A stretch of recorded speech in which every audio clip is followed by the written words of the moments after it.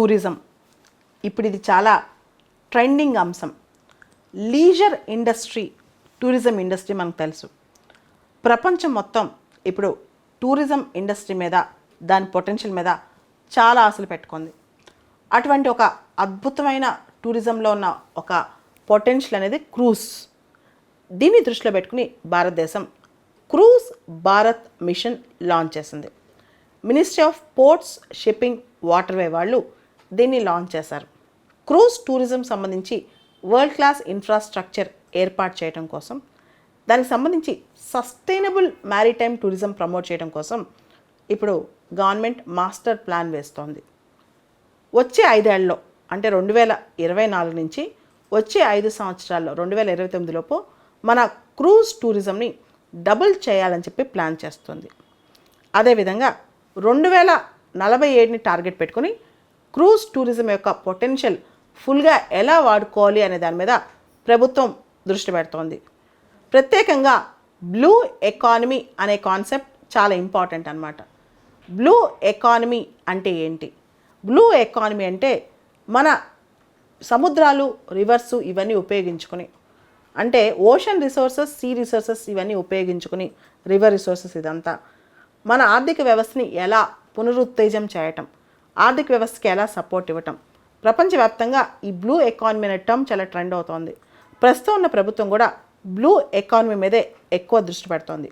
భారతదేశంలో పెద్ద Coast line ఉంది. దాదాపు 7,516 కిలోమీటర్ల కోస్ట్ లైన్ మనకుంది. అంతేకాదు మంచి రివర్ సిస్టమ్స్ కూడా ఉన్నాయి. నేషనల్ వాటర్ వేస్ ఉన్నాయి, ఇన్లాండ్ వాటర్ వేస్ ఉన్నాయి, చాలా ఉన్నాయన్నమాట.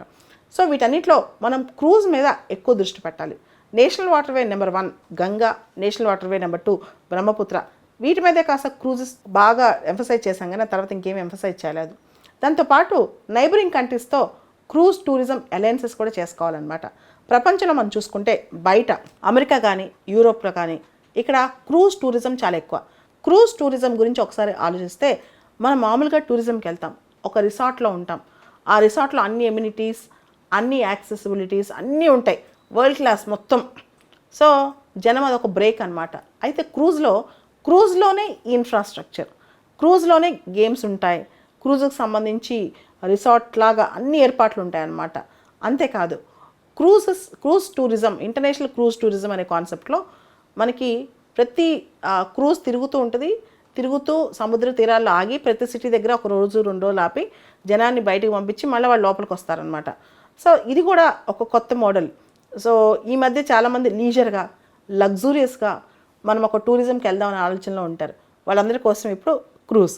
అయితే క్రూజ్ టూరిజంలో ఎయిర్లైన్స్లో ఎలాంటి ప్రాబ్లమ్స్ ఉంటాయి, దీనిలో కూడా అలానే ఉంటాయి. వాళ్ళ ఎకానమీ ప్రాబ్లమ్స్ ఎలా ఉంటాయి, ఇక్కడ కూడా అలా ఉంటాయి. ఎలా అంటే ఎయిర్లైన్స్ ఇవన్నీ ఉన్నప్పుడు మన కరోనా లాంటి పాండమిక్స్ అవి వచ్చినప్పుడు అవి ఎలా దెబ్బతింటాయో, ఆ ట్రావెల్ జనం ఎందుకు బయటకు వెళ్ళరో, హెల్త్ కన్సర్న్స్ ఎలా చూపిస్తారో, అలాంటి పాండమిక్స్ కానీ, హెల్త్ ఇష్యూస్ వచ్చినప్పుడు కానీ, ఇట్లాంటి కాల్స్ వచ్చినప్పుడు కానీ మామూలుగా క్రూజ్ టూరిజం కూడా దెబ్బతింటుంది అనమాట.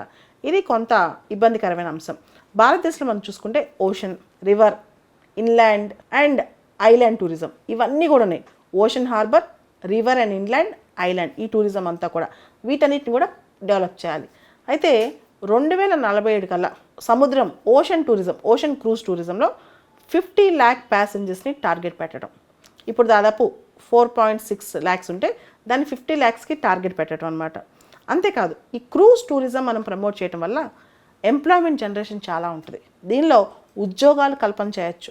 దాంతోపాటు మన దేశంలో చాలా నదులు ఉన్నాయి, వాటికి సంబంధించి కూడా క్రూజ్ టూరిజం ప్రమోట్ చేయొచ్చు. Inland with in the country చేయొచ్చు.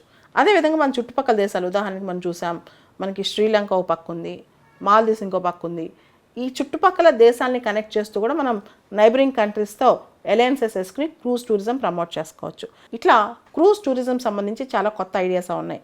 మనం గమనిస్తే కనుక యూరోప్లో డాన్యూబ్ రివర్, అదేవిధంగా చైనాలో యాంగ్జే రివర్, ఈ రివర్స్ చాలా పాపులర్ అంట క్రూజ్ టూరిజం.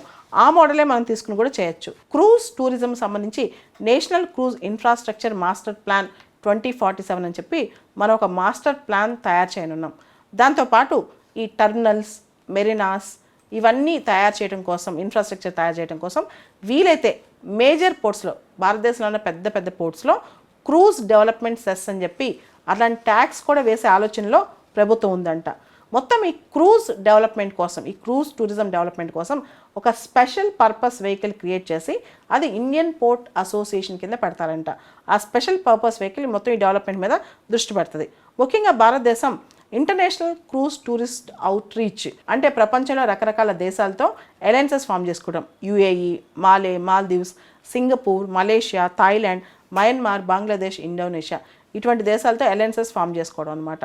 దాంతోపాటు యూత్కి క్రూజ్ టూరిజంలో ఎంప్లాయ్మెంట్ క్రియేట్ చేయటం, నేషనల్ స్కిల్ డెవలప్మెంట్ కౌన్సిల్ ద్వారా ఈ ఎంప్లాయ్మెంట్ ఆపర్చునిటీస్, వాళ్ళకి ఆ స్కిల్స్ డెవలప్ చేసి ఎంప్లాయ్మెంట్ ఆపర్చునిటీస్ ఏర్పాటు చేయటం. అదేవిధంగా నేషనల్ ఆక్యుపేషనల్ స్టాండర్డ్స్ని ప్రమోట్ చేస్తూ దాదాపు 500,000 5 లక్షల మందికి దీని ద్వారా జాబ్స్ వచ్చేలా ప్రయత్నాలు చేయటం, ఇవన్నీ కూడా ప్లాన్ చేస్తున్నారు గవర్నమెంట్ ఇప్పుడు. సో ఇప్పటి వరకు కూడా మనం టూరిజం అంటే కేవలం రైళ్లలో ఫ్లైట్లు వెళ్ళి చూసేది అనుకుంటాం, బస్సుల్లో. అమెరికా, యూరోప్లో రిచ్ ఫ్యామిలీస్ వాళ్ళ యాచ్ వాళ్ళే ఓన్ చేసుకుంటుంటాయి అనమాట.